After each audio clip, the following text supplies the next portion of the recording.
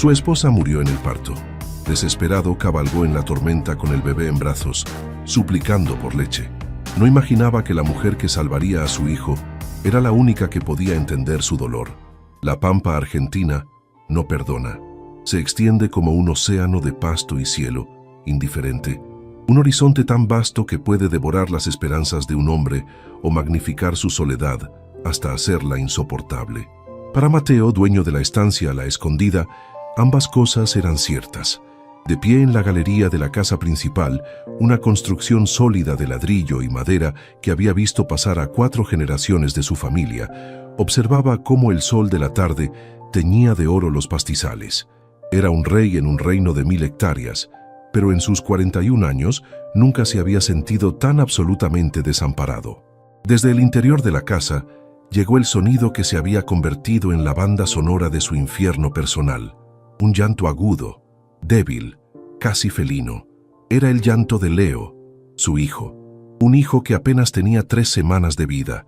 Un pequeño extraño que le fue entregado en el mismo instante en que el amor de su vida, Isabel, le fue arrebatado. Complicaciones en el parto, había dicho el doctor en el pueblo, a 4 horas de distancia por un camino de tierra traicionero.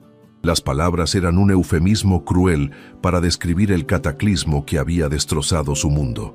Isabel, su Isabel, una mujer nacida en la ciudad, pero con el alma de la pampa, la única que podía igualar su silencio con una comprensión perfecta, la risa que era el único adorno que la casa austera necesitaba. Ahora todo lo que quedaba de ella era un pequeño ser que se negaba a vivir, y un silencio tan denso que a Mateo le costaba respirar. Leo no aceptaba el biberón, lo habían intentado todo. Fórmulas importadas que el farmacéutico del pueblo le había conseguido a precio de oro. Leche de cabra de un puestero vecino. El niño simplemente giraba su pequeño rostro, sus labios minúsculos sellados con una terquedad desesperante, y lloraba. Un llanto que comenzaba con la furia de un ser diminuto y terminaba en un silencio agotado que aterrorizaba a Mateo mucho más que cualquier grito. Se estaba apagando. Mateo lo veía en los huesos frágiles que se marcaban bajo su piel translúcida, en el tono azulado alrededor de su boca. El veredicto del doctor había sido una sentencia. Necesita alimentarse, Mateo. Si no lo hace, no tenemos mucho tiempo.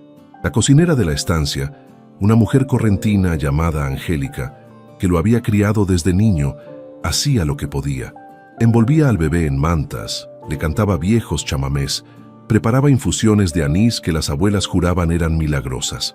Nada funcionaba. «Patrón, este niño extraña a su madre», le dijo esa misma tarde con los ojos llenos de una compasión que Mateo, en su orgullo herido, no podía soportar. Necesita el calor, el olor, el sustento de una madre. La leche en polvo es agua sin alma para él. Cada palabra era una espina. Extrañaba a Isabel con un dolor físico, una opresión en el pecho que le robaba el aire. Entraba en su cuarto y el perfume de ella, a jazmín y a campo, todavía flotaba en el aire. Veía su rostro sonriente en las fotografías de plata sobre la chimenea, su amor por la vida en el jardín que ahora, sin sus cuidados, comenzaba a rendirse a la maleza. La casa, antes un hogar, se había convertido en un monumento a su ausencia, y él, su guardián fantasma. Esa noche, el llanto de Leo se debilitó aún más. Se convirtió en un gemido lastimero, el sonido de una vida minúscula rindiéndose. Afuera, el viento pampero comenzó a soplar, un aullido bajo y constante que anunciaba la tormenta. La luz del generador diésel parpadeó y murió, sumiendo la estancia en una oscuridad casi total, rota solo por la luz temblorosa de un farol a querosén. El pánico, una bestia fría y escurridiza, finalmente se apoderó de Mateo. Era un hombre acostumbrado a domar la naturaleza, a enfrentarse a sequías e inundaciones, a marcar el ganado bajo un sol implacable, pero no sabía cómo salvar a su propio hijo. La impotencia era un veneno que le quemaba las entrañas. Fue entonces cuando recordó un rumor, una historia que sus gauchos cuchicheaban alrededor del fuego del mediodía. Una mujer, la porteña, una mujer de Buenos Aires que se había instalado hacía casi un año en un puesto abandonado en el lindero más remoto de su propiedad, junto al arroyo Salado. Nadie sabía mucho de ella. Decían que era bióloga, que había venido a estudiar la flora y fauna local, pero que vivía como una ermitaña, evitando cualquier contacto. Algunos la consideraban extraña, una loca que huía de algún desamor o de la locura de la gran ciudad. Pero su capataz, un hombre sabio y de pocas palabras llamado Facundo, había mencionado algo más unas semanas atrás, con la mirada perdida en el horizonte. La vi de lejos el otro día, patrón. Estaba juntando hierbas cerca del arroyo. Tenía una panza grande, despreñada, pero ahora, quién sabe, nunca se ha visto un niño por allí. Una chispa de esperanza irracional, una idea primitiva y desesperada, se encendió en la oscuridad del pánico de Mateo. Preñada. Si había estado embarazada recientemente, quizás ella podría. La idea era una locura. Pedirle a una completa desconocida, una reclusa, que amamantara a su hijo. Era una violación de todas las normas sociales, una intimidad forzada que su orgullo de estanciero rechazaba. Pero el gemido débil de Leo desde el cuarto de al lado silenció su orgullo. La dignidad no salvaría a su hijo. Corrió al cuarto. Leo estaba en la cuna de madera que el abuelo de Mateo había construido, sus pequeños puños apretados, el rostro arrugado en una máscara de sufrimiento silencioso. Mateo lo levantó. El bebé se sentía tan ligero como un pájaro herido. Lo envolvió en la manta más gruesa que pudo encontrar, una de lana de oveja que la propia Isabel había tejido. «Angélica», gritó con una voz que no reconoció como suya. «Ensille al moro, salgo ahora mismo». La mujer mayor corrió a la sala, sus ojos dilatados de miedo al ver al patrón con el niño en brazos y una determinación salvaje en la mirada. «Patrón, por el amor de Dios». «Viene la tormenta. ¿A dónde va con esa criatura? Es un suicidio».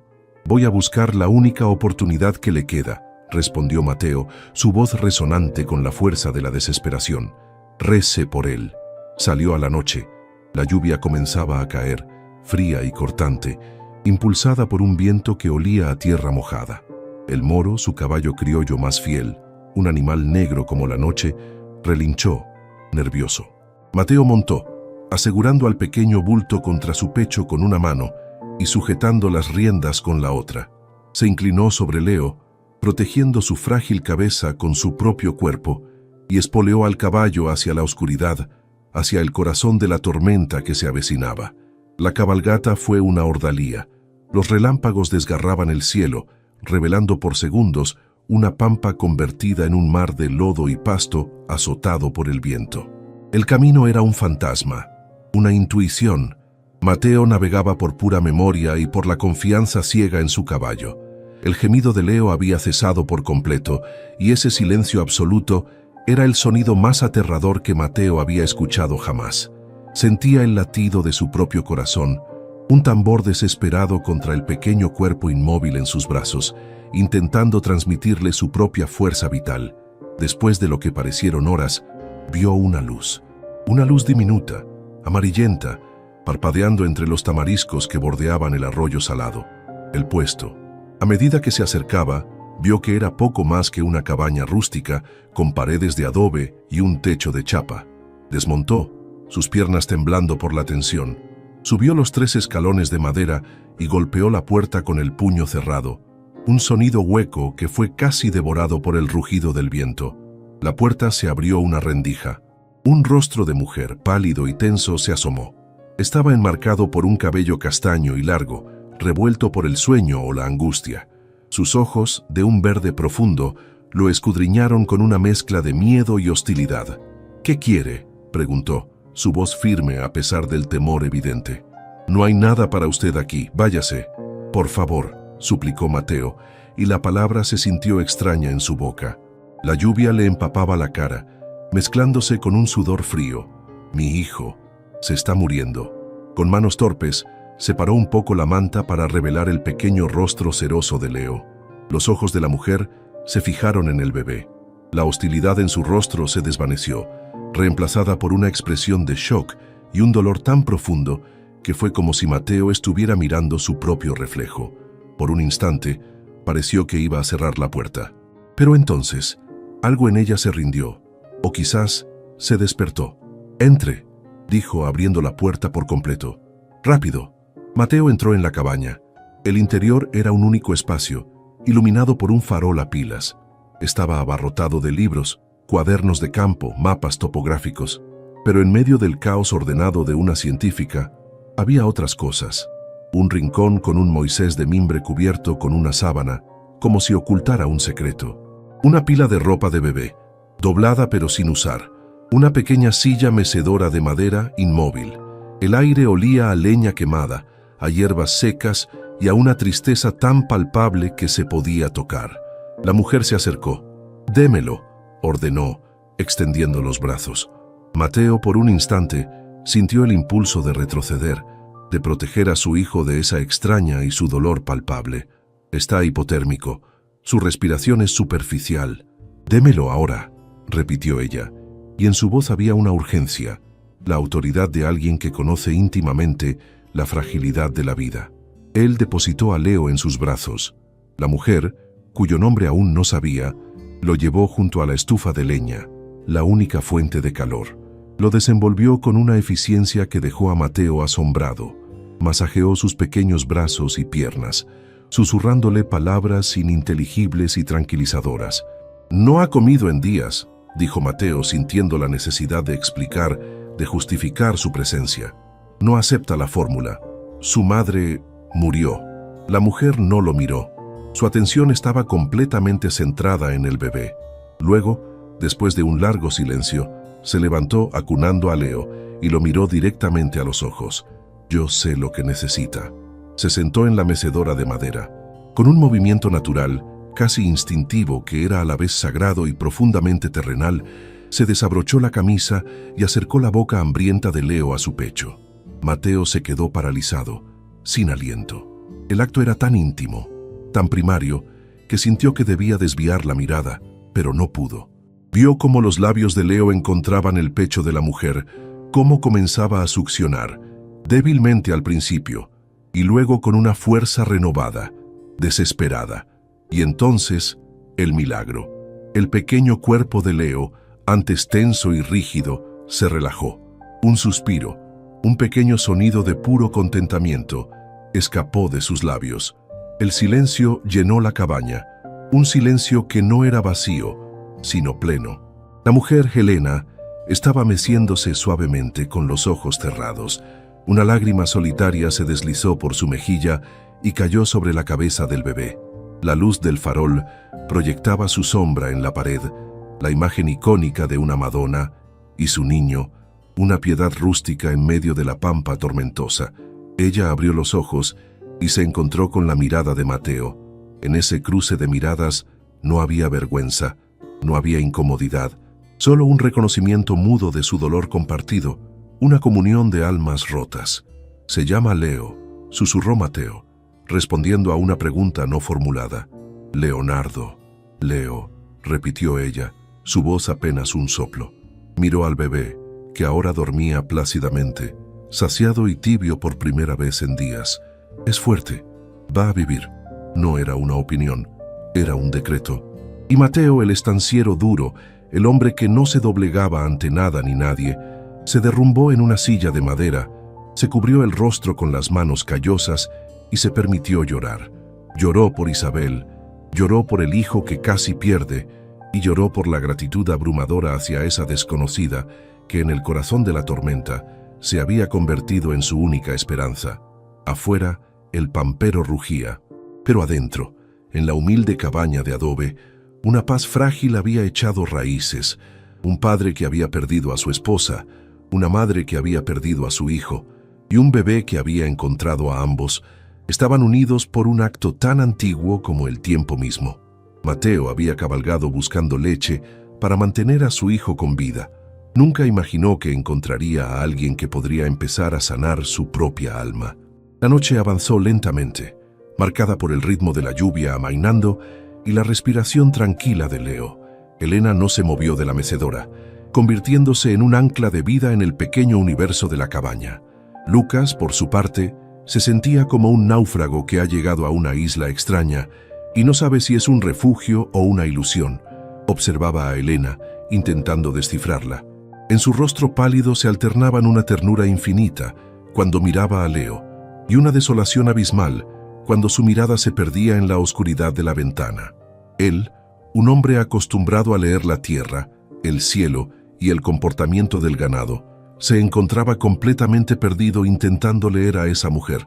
Vio las contradicciones que la habitaban, la precisión científica en la forma en que había organizado sus muestras de plantas y el caos emocional del rincón del bebé abandonado.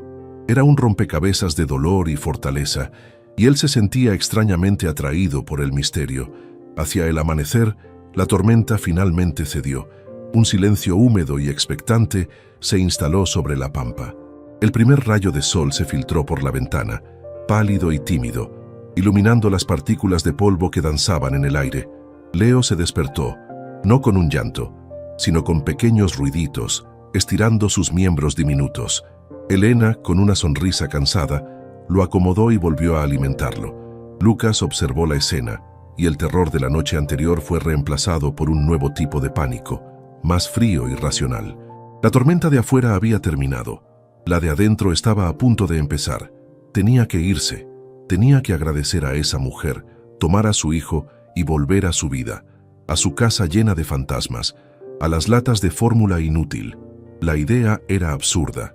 Era como si un médico le hubiera dado la única medicina que podía curar a su hijo y él decidiera tirarla a la basura. Se puso de pie, sus músculos rígidos por la noche en vela. «El arroyo habrá bajado», dijo, su voz sonando hueca. «Ya podemos pasar». Era una forma de decir, «Gracias, nuestro trato ha terminado». Elena levantó la vista. En sus ojos verdes, Mateo vio reflejado su propio pánico. La idea de entregar a Leo, de volver al silencio de su cabaña, al Moisés vacío, era visiblemente una tortura para ella. Sus brazos se tensaron instintivamente alrededor del bebé, un gesto posesivo y protector. «Sí», dijo ella, su voz apenas un susurro. «Ya pueden irse». Mateo caminó hacia la puerta, sintiendo cada paso como una traición. Abrió y el aire fresco y limpio de la mañana lo golpeó. El mundo estaba lavado, vibrante, lleno de vida, pero para él se sentía como el preludio de una muerte. Se giró para mirarla. Estaba allí, de pie en medio de la cabaña, con su hijo en brazos, la imagen misma de la maternidad. Una maternidad que le estaba siendo negada a ella y que él era incapaz de proporcionar. Las palabras adecuadas no existían. Gracias era una ofensa. Adiós era una sentencia. Él, Mateo, el hombre cuyo apellido era ley en aquella tierra, estaba a punto de suplicar. La idea lo humillaba, pero la imagen de Leo, sano y rosado gracias a ella, aplastó su orgullo. Respiró hondo. «Elena», dijo, y el nombre se sintió íntimo en sus labios. «No puedo llevármelo». La confesión quedó flotando en el aire, una admisión de su fracaso absoluto como padre, como hombre. «Si me lo llevo, no sobrevivirá. Y yo tampoco». Esperaba ver lástima en su rostro. En cambio, vio comprensión. «Lo sé», dijo ella, y en esas dos palabras compartió el peso de su dilema. El silencio se estiró entre ellos, lleno de lo imposible. La solución era tan obvia como socialmente inaceptable, tan necesaria como extraña, pero la vida de Leo pendía de esa decisión, y la cordura de ambos también. «Venga a la estancia», soltó Mateo, las palabras atropellándose, urgentes. «Venga conmigo». Elena lo miró sorprendida. No como una empleada. Se apresuró a añadir torpemente. No sabía cómo terminar la frase. No había un nombre para lo que le estaba pidiendo. Le estaba pidiendo que fuera la fuente de vida de su hijo. Le estaba pidiendo que entrara en la casa de su esposa muerta. Le estaba pidiendo que pospusiera su propio duelo para ayudarlo a él con el suyo. «Necesitamos una nodriza», dijo finalmente, usando una palabra antigua, práctica, que despojaba al acto de toda su carga emocional. «Le pagaré lo que sea.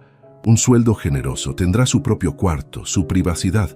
No tendrá que hacer nada más que cuidar de Leo». Era una oferta de negocios. Una transacción. La única forma en que su mente pragmática y herida podía procesar una situación tan abrumadoramente emocional. Elena miró a Leo, que dormitaba en sus brazos, y luego miró alrededor de su cabaña, su santuario de dolor.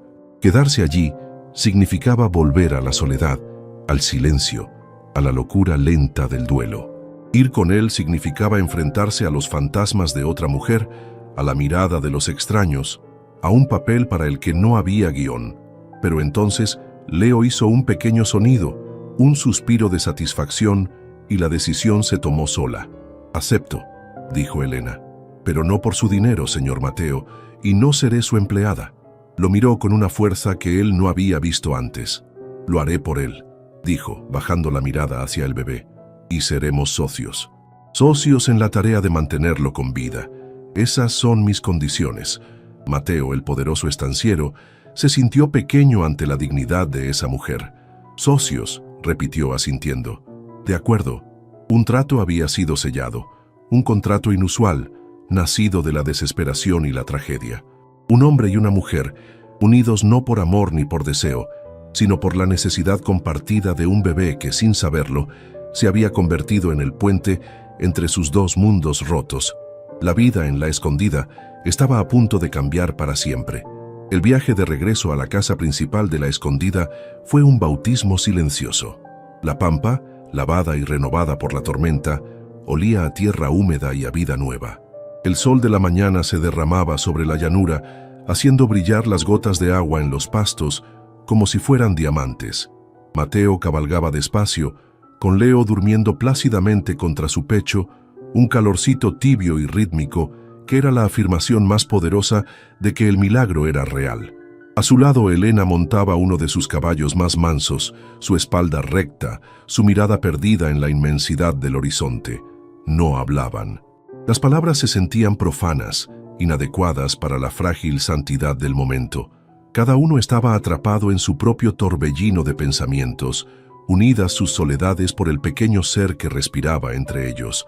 Cuando el casco de la estancia apareció a lo lejos, una mancha de ladrillo y tejas en el océano verde, Elena sintió una punzada de aprensión. Aquella era la casa de otra mujer, el nido que otra mujer había construido, el santuario de un amor que no era el suyo. Iba a entrar en un territorio sagrado como una extraña, una usurpadora funcional. Al llegar, la vida de la estancia se detuvo. Los peones que estaban trabajando en los corrales dejaron sus herramientas. Facundo, el capataz, un hombre de rostro curtido por el sol y de una lealtad feroz hacia la familia Serrano, se quitó el sombrero, sus ojos pasando de la sorpresa al ver a la porteña, a un alivio inmenso al ver el aspecto saludable del pequeño Leo. Angélica, la cocinera, salió a la galería, secándose las manos en el delantal, su rostro una máscara de emociones encontradas, gratitud por el niño y una profunda y resentida desconfianza hacia la mujer que lo había hecho posible. Para ellos, Elena era una anomalía, una pieza que no encajaba en el puzzle de su mundo. Mateo desmontó y ayudó a Elena a bajar, un gesto de cortesía tan formal y rígido que solo acentuó la extrañeza de la situación. «Angélica, prepare el cuarto de huéspedes del ala oeste. La señora Elena se quedará con nosotros», anunció Mateo, su voz sonando autoritaria, como si diera una orden de trabajo más. Usó la palabra señora como un escudo, una forma de establecer una distancia formal. «Sí, patrón», respondió la cocinera, pero su mirada sobre Elena era fría como el acero. Mateo guió a Elena al interior. Si la cabaña de ella era un santuario de dolor privado, la casa de él era un museo público de su pérdida. Cada superficie, cada pared, cada objeto, susurraba el nombre de Isabel. Había fotografías de plata en cada mesa, Isabel sonriendo en el día de su boda, Isabel montando a caballo con el pelo al viento, Isabel embarazada, radiante, con una mano sobre su vientre. Sus libros estaban en las estanterías, sus botas de montar junto a la puerta, un chal de lana que ella había estado tejiendo, con las agujas todavía clavadas en el ovillo, yacía sobre un sillón como si fuera a volver en cualquier momento a terminarlo. La presencia de Isabel era tan abrumadora que a Elena le costó respirar. Sintió una oleada de culpa, como si su propia supervivencia y su capacidad de dar vida fueran una ofensa a la memoria de la mujer que lo había perdido todo. «Este será su cuarto», dijo Mateo, abriendo una puerta al final de un largo pasillo. La habitación era grande, impecable y completamente impersonal. Tenía una cama de hierro forjado, un armario de roble y una ventana que daba a la llanura infinita. Era una habitación limpia, cómoda y tan vacía de alma como un cuarto de hotel. El cuarto de Leo está justo al lado. Si necesita algo, avísele a Angélica. Y sin más, se retiró. La dejó sola, de pie en medio de la habitación extraña, con el bebé de otra mujer en sus brazos, en la casa de otra mujer, sintiéndose la persona más solitaria del planeta. Las primeras semanas fueron un intrincado ballet de evasión. Se estableció una rutina tácita, frágil y silenciosa, que giraba enteramente en torno a las necesidades de Leo. Elena se despertaba con él en la madrugada, lo alimentaba en la quietud de su cuarto, lo bañaba, le cantaba las mismas canciones de cuna que le había cantado a su Davi. Su mundo se encogió a esos 2 cuartos, un universo de pañales, leche y susurros. El dolor de su propia pérdida era una bestia agazapada en un rincón. Cada vez que acunaba a Leo, sentía una oleada de amor maternal tan pura y feroz que la sanaba, pero inmediatamente después, el recuerdo de su propio hijo, de sus 5 días de vida, la golpeaba con la fuerza de una ola, dejándola sin aire, ahogándose en una pena silenciosa. Mateo, por su parte, se refugió en el trabajo de la estancia con una dedicación febril. Se convirtió en un fantasma en su propia casa. Salía antes de que el sol despuntara y no regresaba hasta mucho después del anochecer, con el cuerpo dolorido y la mente agotada, cualquier cosa con tal de no tener que enfrentarse al silencio de la casa o, peor aún, a los sonidos de vida que ahora emanaban de ella. El balbuceo de Leo, la suave voz de Elena cantando, eran sonidos que su corazón anhelaba y temía a partes iguales. Las comidas eran una tortura. Se sentaban en los extremos opuestos de la larga mesa de comedor de caoba que había pertenecido a su bisabuelo. Angélica les servía en un silencio sepulcral, sus movimientos rígidos de desaprobación cada vez que miraba a Elena. Mateo comía rápido, sin levantar la vista del plato. Intentaba tratar su acuerdo como una transacción comercial. ¿Cómo ha pasado el día?, preguntaba, como un gerente pidiendo un informe. ¿Ha ganado peso? Sí, 300 gramos desde el martes, respondía Elena con la misma formalidad distante. La fiebre ha desaparecido por completo. Hablaban sobre el niño, pero nunca delante del niño. Nunca compartían un momento los 3 juntos. Mateo era el proveedor, Elena la cuidadora, y Leo el delicado eje sobre el que giraban sus mundos heridos sin llegar a tocarse. La gente de la estancia observaba y susurraba.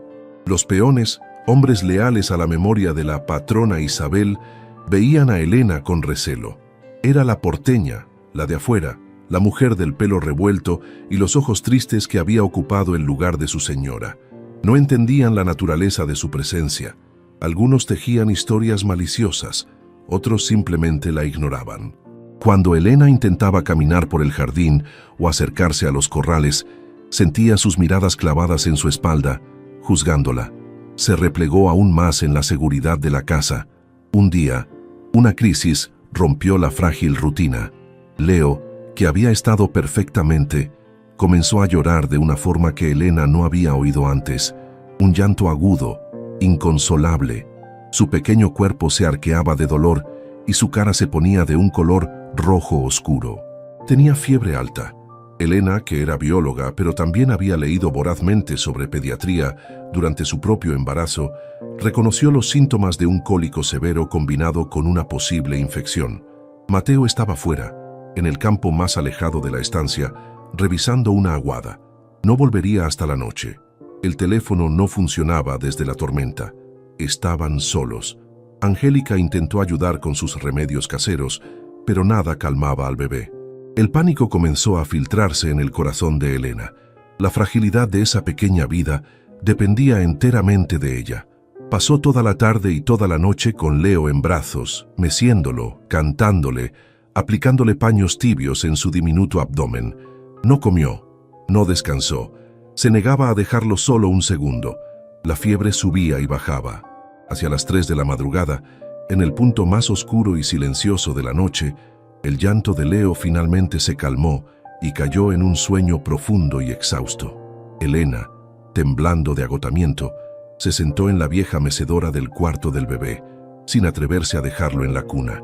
Se quedó allí velando su sueño, hasta que el cansancio la venció y se quedó dormida, con la cabeza apoyada en el respaldo y Leo acunado de forma segura en su pecho. Mateo regresó al amanecer. Entró en la casa cubierto de polvo y oliendo a caballo y a sudor. El silencio lo recibió y sintió la punzada de pánico habitual.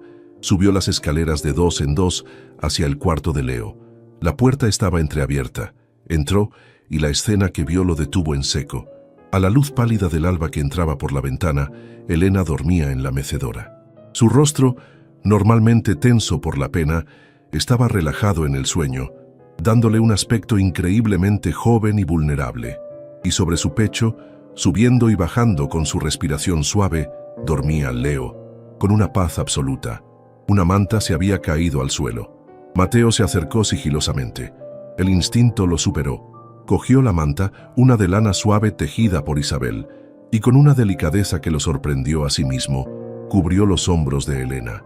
Sus dedos rozaron su piel, y una corriente eléctrica, una sensación olvidada de calidez y contacto humano, lo recorrió. Se retiró como si se hubiera quemado y salió del cuarto sin hacer ruido. En ese momento, por primera vez, no vio a una intrusa en la silla de su esposa, vio a una guardiana, vio a una aliada. La dinámica, sutilmente, comenzó a cambiar, pero fue la llegada del mundo exterior lo que realmente solidificó su frágil alianza. Unas semanas después, una camioneta 4x4, lujosa y cubierta de polvo, entró rugiendo por el camino de la estancia. De ella se bajó Víctor Acuña, el dueño de la vecina estancia El Desafío. Víctor era todo lo que Mateo no era: ruidoso, ostentoso, con una sonrisa fácil y unos ojos de depredador. Siempre había codiciado las tierras de la Escondida, las más fértiles de la región. La muerte de Isabel y el conocido aislamiento de Mateo eran para él una oportunidad. Llegó con la excusa de dar el pésame. «Mateo, hermano, qué tragedia lo de Isabelita», dijo, dándole un abrazo de oso que a Mateo le pareció una violación. «Me enteré tarde. Andaba en Buenos Aires cerrando un negocio. Tenés que saber que contás conmigo para lo que sea». Se sentaron en la galería. Víctor hablaba sin parar de sus negocios, de sus planes de expansión, mientras sus ojos calculadores recorrían la propiedad, notando un corral que necesitaba reparación, un lote de ganado que parecía más flaco de lo normal. «Debe ser duro, che», dijo, con falsa simpatía. «Una estancia de este tamaño y un crío recién nacido. Es trabajo para un hombre, pero para uno solo es imposible. Si alguna vez pensás en vender una parte para aliviar la carga, sabes que yo soy el primero en la fila para ayudarte». Mateo sintió una oleada de rabia fría. «La Escondida no está en venta, Víctor, ni ahora ni nunca». Justo en ese momento, Elena salió a la galería con Leo en brazos, que se había despertado de su siesta. La brisa suave le agitaba el pelo y la luz del sol le daba un brillo saludable a su piel.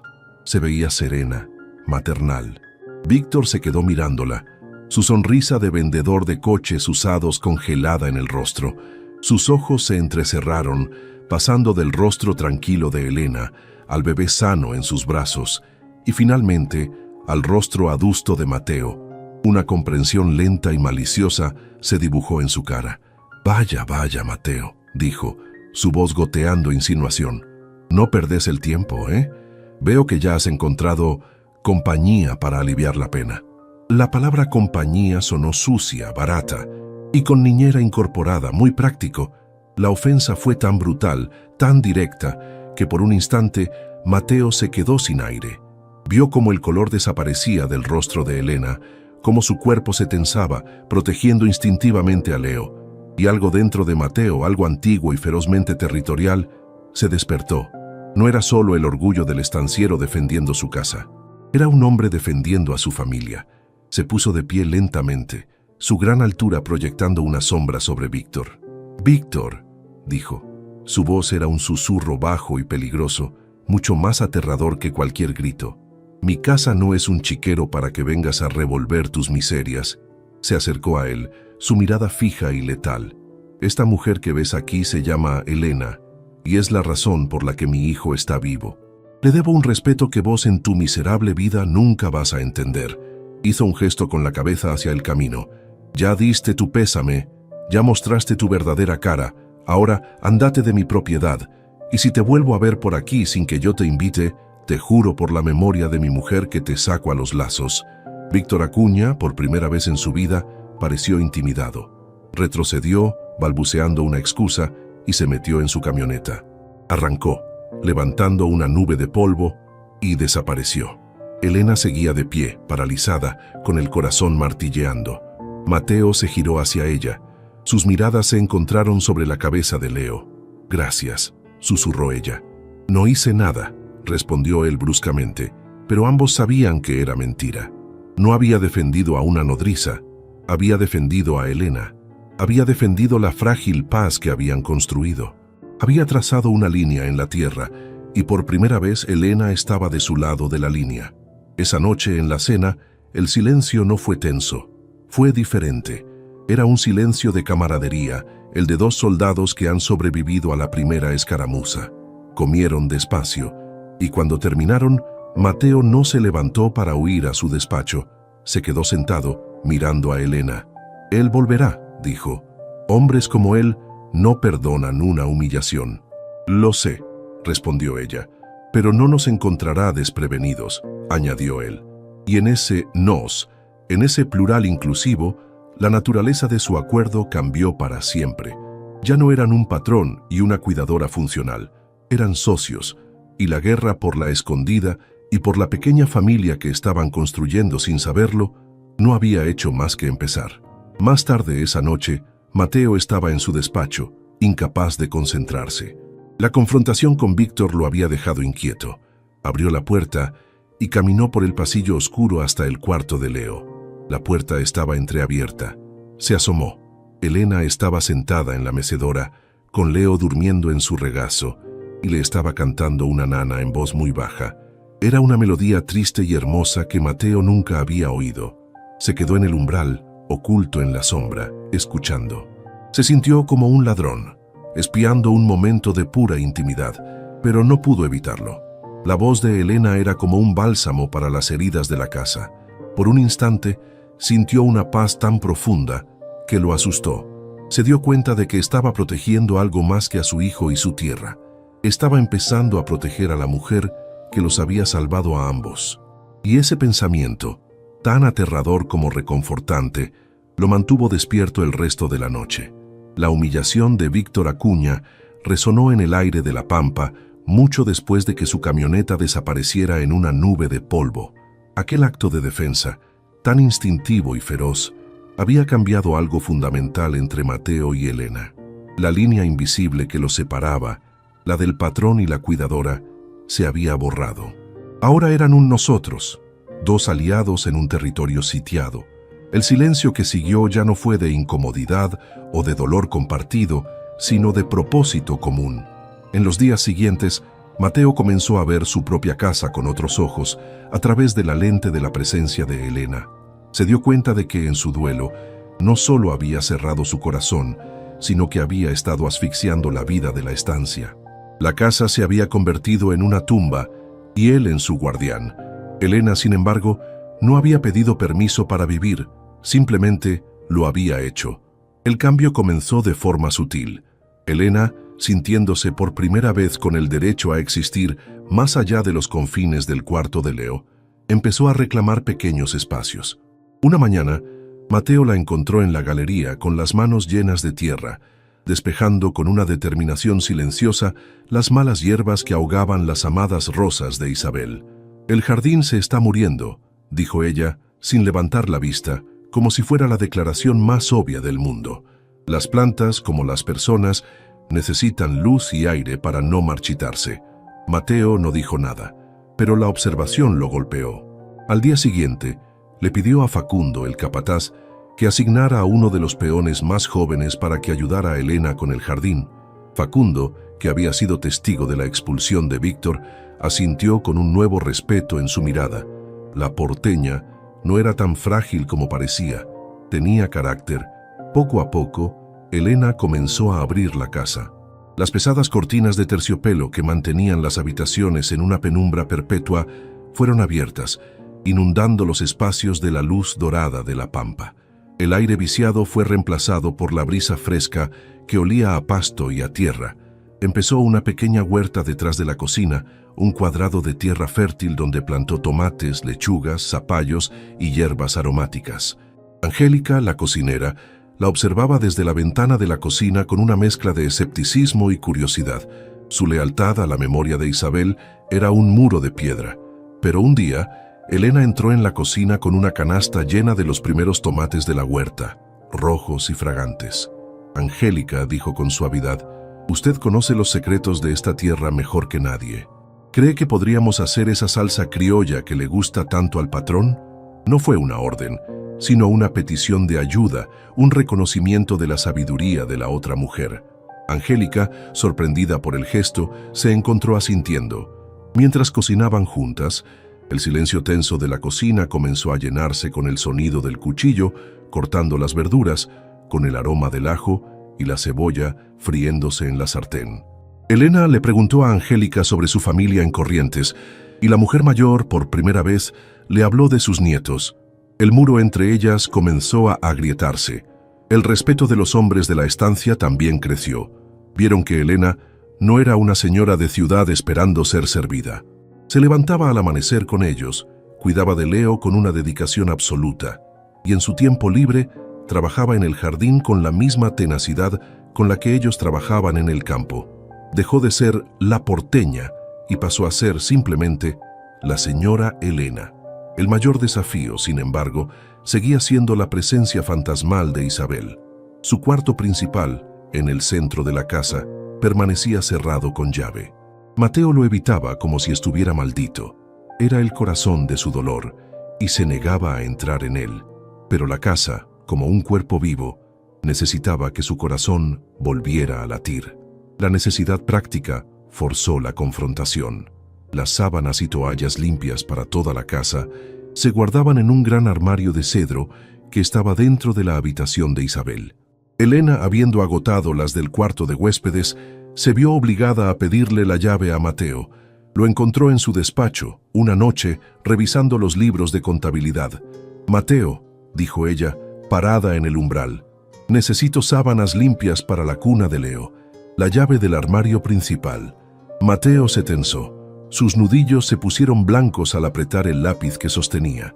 La llave de ese cuarto era la llave de su pasado, la llave de la caja de Pandora de su duelo. Miró a Elena, y en sus ojos no vio curiosidad morbosa, sino una necesidad práctica y una tranquila comprensión. Se levantó, caminó hacia un pequeño cofre de madera sobre su escritorio, y sin decir una palabra le entregó la llave. Elena entró en la habitación con el corazón encogido. El aire estaba inmóvil, pesado. El perfume de Isabel todavía flotaba, más débil pero presente. Todo estaba impecable pero cubierto por una fina capa de polvo, el polvo del tiempo detenido. Con un respeto casi religioso, Elena caminó directamente hacia el armario. Cogió las sábanas que necesitaba y se dirigió a la puerta. Pero al pasar junto a la gran ventana se detuvo. Estaba cerrada a cal y canto. Por un impulso, la abrió. Una ráfaga de aire nocturno entró, fresca y viva, agitando suavemente las cortinas. Fue un acto simple, casi imperceptible, pero simbólicamente fue un exorcismo. Estaba dejando que la vida volviera a entrar en el espacio sellado por la muerte. Mateo, que había estado observando desde la oscuridad del pasillo, sintió como si esa ráfaga de aire fresco hubiera entrado directamente en sus pulmones, disipando una parte de la opresión que sentía desde hacía meses. Vio a Elena salir y cerrar la puerta suavemente detrás de ella. No había profanado el santuario, le había devuelto la respiración. Mientras tanto, Víctor Acuña, carcomido por su orgullo herido, había cambiado de estrategia. La confrontación directa no había funcionado. Mateo, con la mujer a su lado, parecía más fuerte, no más débil. Así que Víctor decidió recurrir a un arma más insidiosa, el veneno del chisme. Comenzó su campaña en el único pueblo de la región, 25 de Mayo, un lugar donde las noticias y los rumores viajaban más rápido que el viento. En el bar donde los estancieros se reunían para beber ginebra y hablar de ganado, en el almacén de ramos generales, en la iglesia del domingo, Víctor plantaba sus semillas. «Pobre Mateo», decía con un suspiro de falsa pena. El dolor lo ha desquiciado. Tiene a una mujer de Buenos Aires viviendo en su casa. Nadie sabe de dónde salió. Dicen que está medio loca. Y el niño, ¿quién cuida de ese niño? Con un padre que ha perdido el juicio, es una situación peligrosa. Pintaba un cuadro de La Escondida como un lugar de locura y decadencia moral, insinuando que Mateo era un padre negligente e inestable. Luego, pasó de las palabras a los hechos. La estancia El Desafío compartía el arroyo salado con La Escondida, pero las tierras de Víctor estaban aguas arriba. Una noche, con la ayuda de un par de hombres de confianza, construyó una presa clandestina con sacos de tierra y troncos, desviando una parte significativa del caudal del arroyo hacia sus propias tierras. El efecto fue devastador. El campo de pastoreo más rico de Mateo, el que dependía de esa agua para mantener los pastos tiernos durante los meses secos, comenzó a morir. La tierra se agrietó. El verde se convirtió en un amarillo pajizo y quebradizo. El ganado enflaqueció. «Es Víctor», le dijo Facundo a Mateo, señalando la tierra reseca. «Está robándonos el agua. No es la primera vez que una cuña le hace una jugada sucia a un serrano. Su abuelo ya lo intentó con el mío». Mateo sintió una furia impotente. Probar que la presa era intencional sería una batalla legal larga y costosa. Víctor estaba ahogándolo lentamente, atacando la yugular de su sustento. La presión financiera se sumó a su carga emocional. Fue entonces cuando Víctor dio su golpe final, el más calculado de todos. Usando sus conexiones con un político local, instigó una denuncia anónima ante el Servicio de Protección al Menor. La denuncia era una obra maestra de la malicia, mezclando verdades a medias con mentiras ponzoñosas. Se hablaba de un padre en un estado mental frágil tras un trauma severo, de un ambiente doméstico inapropiado con la presencia de una mujer desconocida de moral dudosa, y se expresaba una grave preocupación por el bienestar y posible abandono del lactante. Una mañana de martes, un Fiat destartalado con el logo del gobierno provincial recorrió el largo camino de tierra hasta el casco de La Escondida. De él se bajó una mujer de unos 50 años, de traje sastre y rostro serio. Se presentó como Laura Jiménez, asistente social. «Vengo en respuesta a una denuncia sobre el bienestar del menor Leonardo Serrano», dijo, su tono profesional, sin emociones. Mateo sintió que el suelo se abría bajo sus pies. Esto era una pesadilla. Dejar que un extraño, un burócrata del gobierno, entrara en su casa, juzgara su dolor, evaluara su capacidad para amar a su propio hijo, era la máxima humillación. La entrevista se llevó a cabo en la sala principal, la misma sala llena de los retratos sonrientes de Isabel. La señora Jiménez era metódica. Hacía preguntas incisivas sobre la muerte de Isabel, sobre la rutina de Leo, sobre el papel exacto de Elena en la casa. Mateo, a la defensiva, respondía con monosílabos, su orgullo de estanciero herido haciendo que pareciera frío y hostil. Y como si la escena no fuera suficientemente tensa, apareció Víctor Acuña. Llegó a caballo, con una expresión de sorpresa perfectamente ensayada. «¡Mateo! ¡Laura!». «¡Qué casualidad!», exclamó entrando sin ser invitado.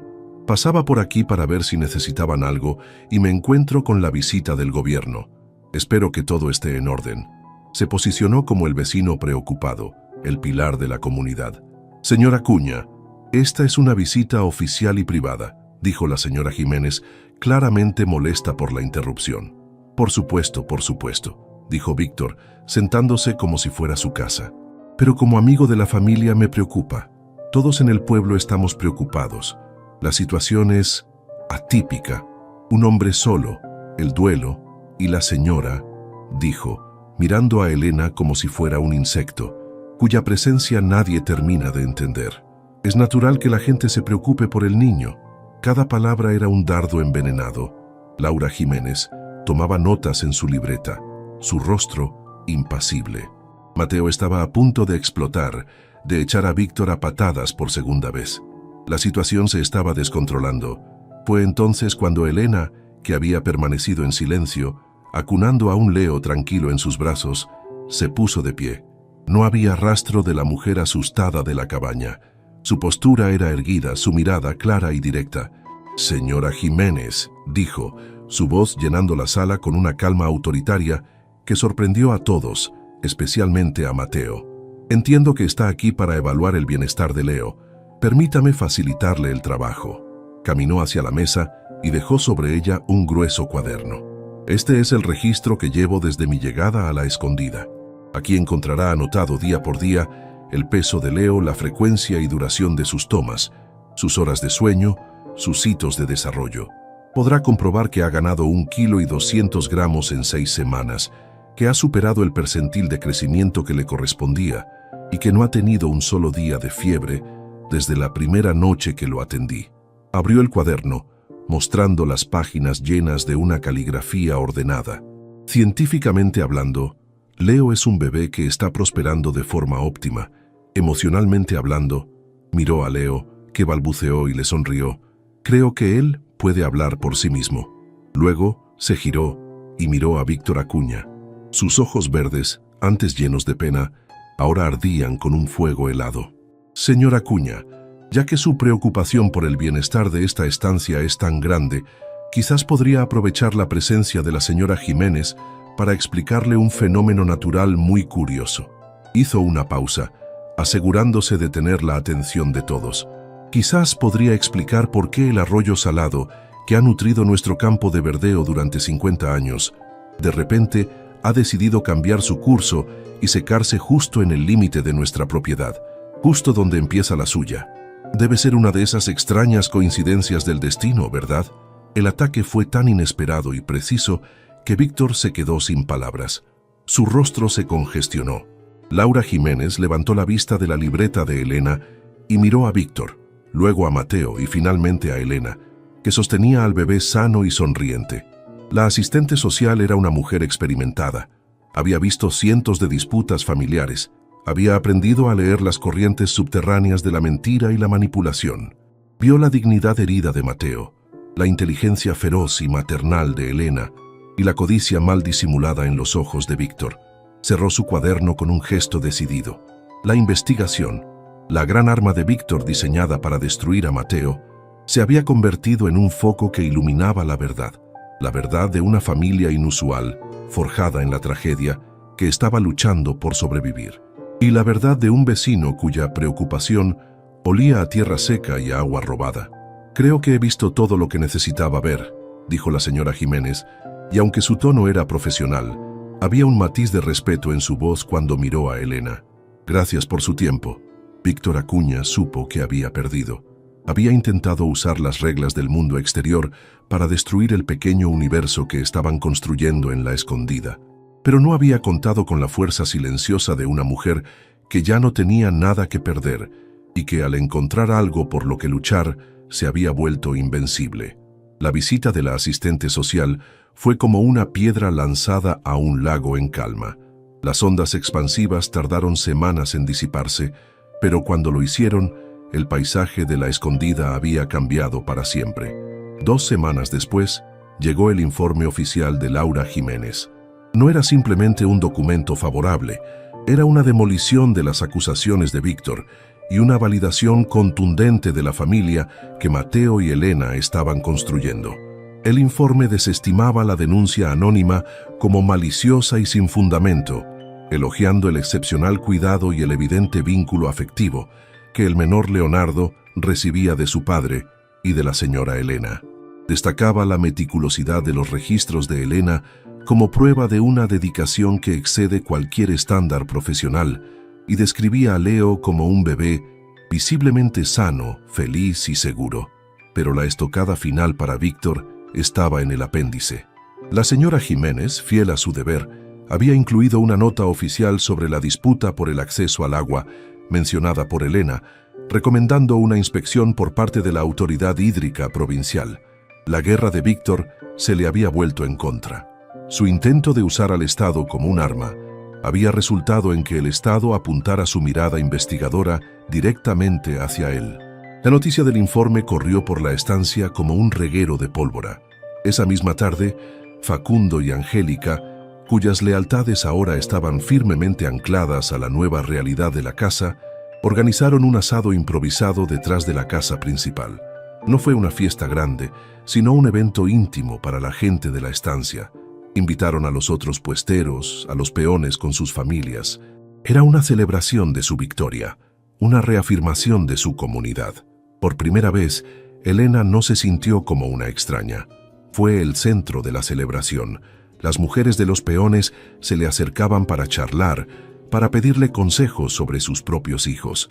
Angélica la trataba no como a una patrona, sino como a una hija, asegurándose de que tuviera el mejor corte de carne. Facundo levantó su copa de vino tinto y en un brindis corto y emotivo dijo: «Por don Mateo, que es un hombre de coraje, y por la señora Elena, que nos recordó que esta estancia tiene un corazón». Mateo observaba la escena desde un segundo plano, apoyado en el tronco de un viejo ombú. Vio a Elena reír, una risa abierta y genuina que nunca antes le había oído. La vio sostener a Leo mientras una de las niñas le ofrecía una flor. Vio cómo se movía entre su gente con una gracia natural, como si hubiera nacido allí, y sintió una oleada de algo que no había sentido en años, algo más profundo que la gratitud, más cálido que el alivio. Era una sensación de hogar. Se dio cuenta de que la casa ya no estaba llena de los fantasmas del pasado, sino de la promesa de un futuro. A partir de ese día, los últimos muros invisibles entre ellos se derrumbaron. Su asociación, nacida de la necesidad, se transformó en una colaboración nacida del respeto mutuo. Mateo comenzó a compartir con ella las complejidades de la estancia. La llevaba a caballo con él, con Leo asegurado en un arnés contra su pecho. Le mostró los límites de su tierra, le enseñó los secretos para leer el cielo y predecir el tiempo. Le habló de las líneas de sangre de su ganado. «¿Ves aquel toro, el de la mancha blanca?», le dijo un día, señalando a un animal magnífico. «Es descendiente de El Rey, un toro que mi abuelo trajo de Escocia. La terquedad es de familia». Elena, a su vez, compartía su mundo con él. Mientras cabalgaban, le señalaba las aves llamándolas por su nombre científico y popular, explicando sus patrones migratorios. Le enseñó a identificar plantas medicinales que crecían silvestres en sus propias tierras. Descubrieron que sus conocimientos, el del hombre de campo y el de la mujer de ciencia, no eran opuestos, sino complementarios. Formaban un todo. Sus noches cambiaron. Ya no cenaban en un silencio tenso. Hablaban. Hablaban de todo y de nada. Del precio del ganado, de la ecología de los humedales, de los libros que habían leído, de los sueños que una vez tuvieron. Y sobre todo, hablaban de Leo.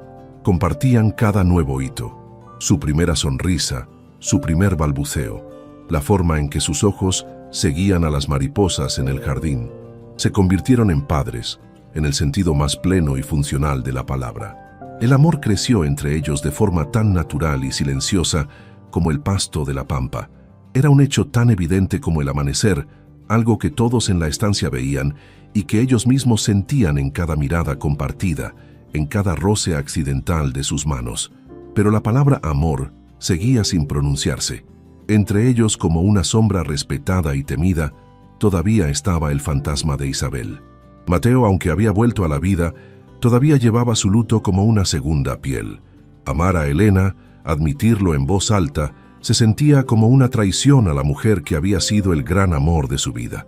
Y Elena, por su parte, vivía con la sensación de que nunca podría competir con un recuerdo perfecto. ¿Cómo podía ella, con su tristeza y sus propias cicatrices, llenar el vacío que había dejado una mujer tan amada y radiante como la que sonreía en las fotografías de plata?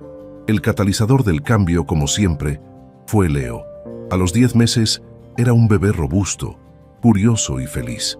Un día, mientras estaba sentado en el suelo de la sala, jugando con unos bloques de madera, señaló a Elena y dijo su primera palabra clara. No fue mamá, fue Ena. Luego señaló a Mateo, que lo miraba con el corazón en un puño, y dijo, Teo. Fue un momento de una alegría tan pura que a ambos se les llenaron los ojos de lágrimas. Pero unos días después, ocurrió algo que rompió la frágil paz. Leo, que ya empezaba a ponerse de pie agarrándose a los muebles, se acercó al retrato más grande de Isabel, el de su boda. Señaló la imagen con su dedito regordete, miró a Elena y preguntó con una claridad sorprendente, «¿Mamá?». La pregunta inocente fue una daga en el corazón de Elena. Todo el aire pareció escapar de sus pulmones.